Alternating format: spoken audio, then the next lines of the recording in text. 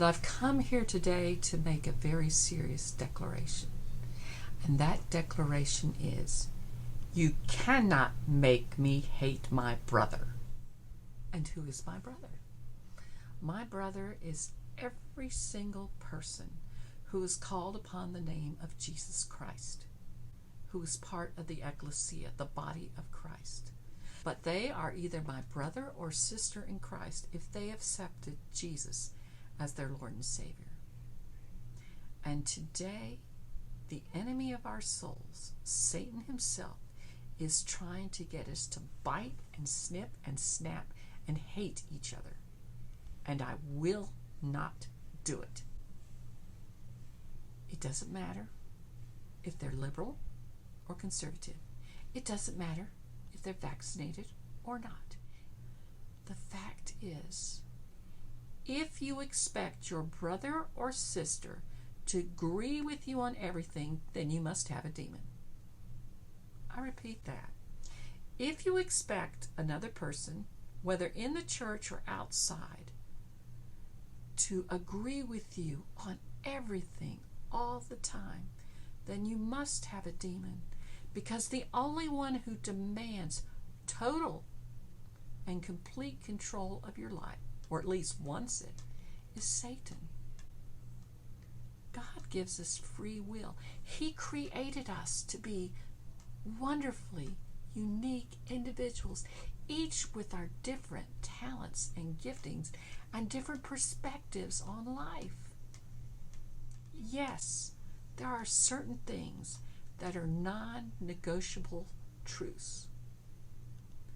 The gospel says that Jesus Christ, who lived from eternity before and will live to eternity after, was and is the Word of God, who was born of the Virgin Mary in Bethlehem some 2,000 years ago, born into a human body, and the Word became flesh and dwelt among us, full of grace and truth, totally God and totally man. A mystery we cannot completely understand, but that is a non-negotiable truth. It is a non-negotiable truth that he suffered and died on the cross to pay the price of our sinfulness, for our deliberate choice to separate ourselves from God the Father. And the penalty of sin is death. But so that you and I would not have to die, would not have to be separated from God for eternity, Jesus came and paid the penalty on our behalf. And he rose again from the dead to prove to all creation that not only had he paid that penalty and set us free from the law of sin and death, but that he had risen to be the firstborn upon a new people, the ecclesia. And he now sits at the right hand of God the Father Almighty. And he's coming again, and he will judge the living and the dead. These are non-negotiable, basic truths that all Christians can rally about. But at the same time, we don't have to worship exactly alike. And we're not called to be exactly alike each other. Paul wrote in 1 Corinthians that we're all part of a body. Now, since you're looking at me, look at my body. I have eyes, I have ears, I have hair that likes to go every which way, I have hands. Notice the way I hold my fingers when I stick my hands up is slightly different. If you look very carefully, face is not the same on this side as this side. They're similar. And even more different, my hands certainly don't look like my ears. My eyes don't look like my toes. They will not function the same. They will not think the same. They will not be the same. God gave us free will, and he gave us talents and abilities. And he wants that whole kaleidoscope of beauty. Would you really want to have to agree with me on every single little thing? To want total thought wants to be totally the same lock space is a demonic desire. Satan wants all worship, all attention for himself. And his demonic hordes follow in his footsteps. We don't do that. We don't demand everybody else be exactly like us. We allow each person to become who they're called to be in Jesus Christ. And we do not hate our brothers when they disagree with us, even when they hurt our feelings. The Bible says, John wrote in his letters, that if we do not love our brothers, there is no love of God in us. Think about that. You may be exasperated. You may be angry. You may be hurt if someone you care about or someone famous disagrees with you. But do not hate. And hate is a choice. Yes, we can get very angry. But the Bible says, be angry and sin not. So when someone disagrees, the first thing we need to say is, well, Lord, what do you think? And he might say, I am using this to develop something special. I'm using this situation to upset you, to get you out of your comfort zone, to get you dig deeper into me. God will never call you to hate your brother in Christ. Now, unfortunately, there are some false sheep out there, but we are called to love our brother. More than that, Jesus called us to show consideration and kindness and love, God kind of love, to our neighbor. And he was asked, well, who is my neighbor? And he basically said, your neighbor in the parable of Good Samaritan. Your neighbor is anyone you run in contact with who needs help. None of us is perfect, and no one gets through this life without being wounded in some way. God has declared the time of renewal and revival is here. We're already seeing little flames in different parts of the country. We're already seeing people begin to build bridges between different parts of the body that really used to have nothing to do with each other. God wants this because unity is the place of blessing. Now, Satan knows the Word of God. He will do everything possible to split the church, to break up unity, because he knows that the revival that God wants to fully release cannot come where there's disagreement, anger, disharmony. So he's promoting fear and chaos. And he's using the coronavirus to try and get the church to tear itself apart.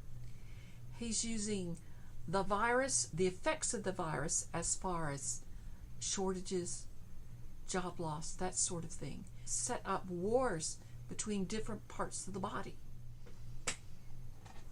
We cannot allow this to happen. The time of lethargy is over. We have a battle in every war. Generals will tell you, first, you try and take the high ground. We do that in prayer. We begin to lift up our prayers, and we begin to pray for ourselves, our families, our own churches, own cities, but also for the people who are called to the name of Jesus Christ, wherever they are, whatever they're going through. We pray for our brothers and sisters to be built up, to be healed, to be restored, to have miracles, signs, and wonders released in their lives wherever they are and whatever they need. Second, a general will tell you, you want to disrupt the communications.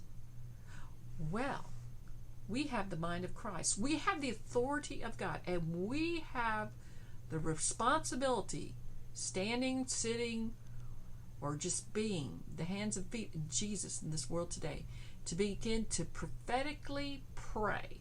What do I mean by that?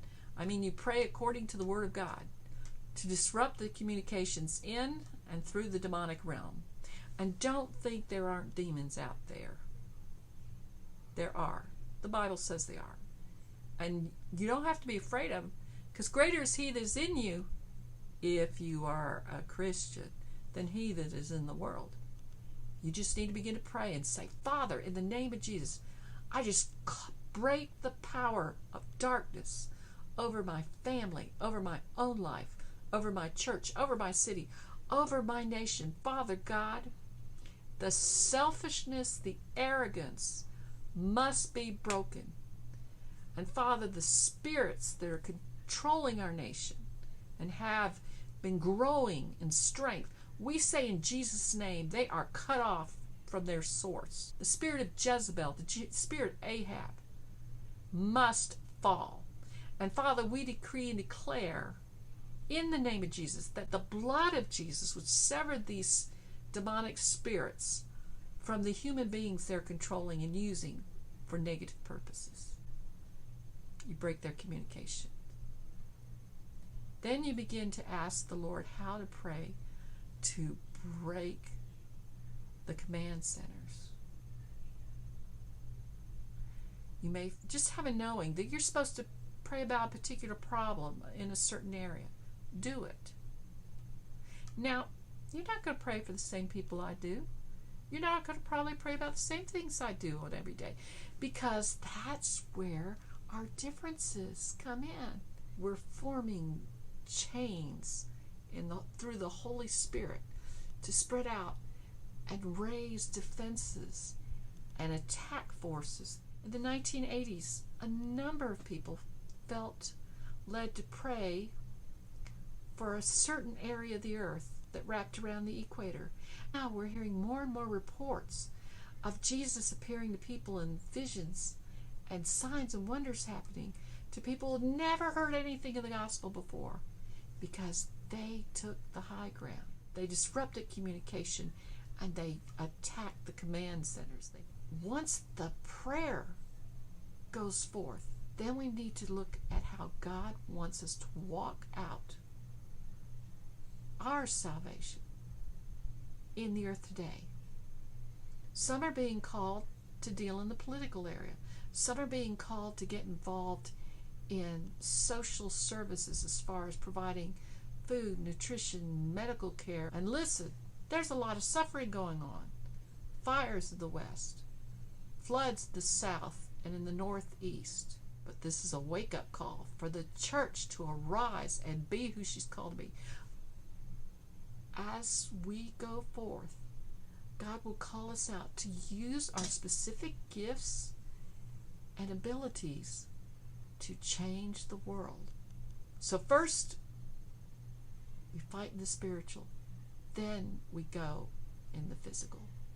But we do not get angry and start hating people that disagree with us. Hey, if they're lost, of course they're going to disagree with us. Their vision is different. Their thinking is different. They're controlled by a sin nature. We who are in Jesus Christ are to be a peculiar, different, new creature. But if we are so conformed to the image of this world that people cannot see a clear distinction between us and them, they cannot see an eternal hope that changes us into some joyous, different person than they ever saw before,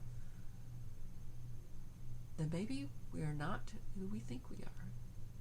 Maybe we need to say, Father, I thought I was a Christian, but you said that by your fruits you shall know who's a Christian and who's not. And Lord, right now I'm looking at pretty sickly looking fruit. So Father, forgive me. Lord, you said that those who call upon the name of Jesus shall be saved. And I'm calling, Lord, I am throwing my life in your hands. If you don't save me, I won't get saved. I cannot do this in my own strength. There is no other God that can save me. There's no other God that can change me. There's no other God that can give me new life in Jesus Christ, or new life in anything. It's just lies, deceit, and deception, and I'm sick of that, because deep in my heart I know there is no way but your way. O Yahweh, O God, Creator of the universe, O Jesus, the living Word, Holy Spirit. Jesus, wash me clean. Holy Spirit, come and live with me and change me into the new creature that you see me as. Church, wake up. You've been manipulated, you've been lied to by the enemy, and it's time to roar. Satan cannot destroy you. The Bible says they overcame him by the word of their testimony.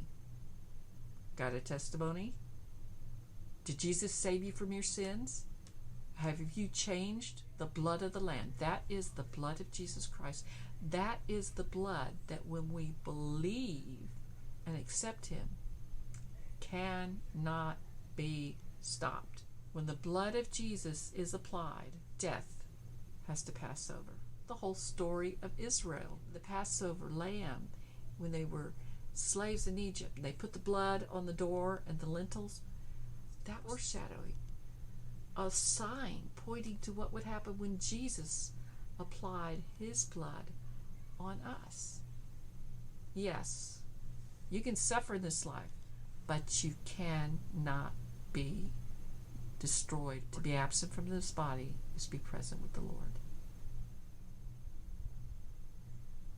And the third one is they love not their lives unto death. But church, you cannot be defeated. And when we come together in unity, there is blessing. It's like the ointment on Aaron's head. But that anointing oil empowered Aaron and set him apart and purified him and gave him peace and the knowledge that he was in a special relationship with the Creator of the universe. Hey, I want that. So, you can't make me hate my brother. Because even if he irritates me, even if he makes me angry, even if he grieves me, I know that there is more, and that Jesus' love can flow in me, to me, and through me. The Lord bless you and keep you. The Lord's grace be upon you. The Lord lift up his countenance up to you and give you peace.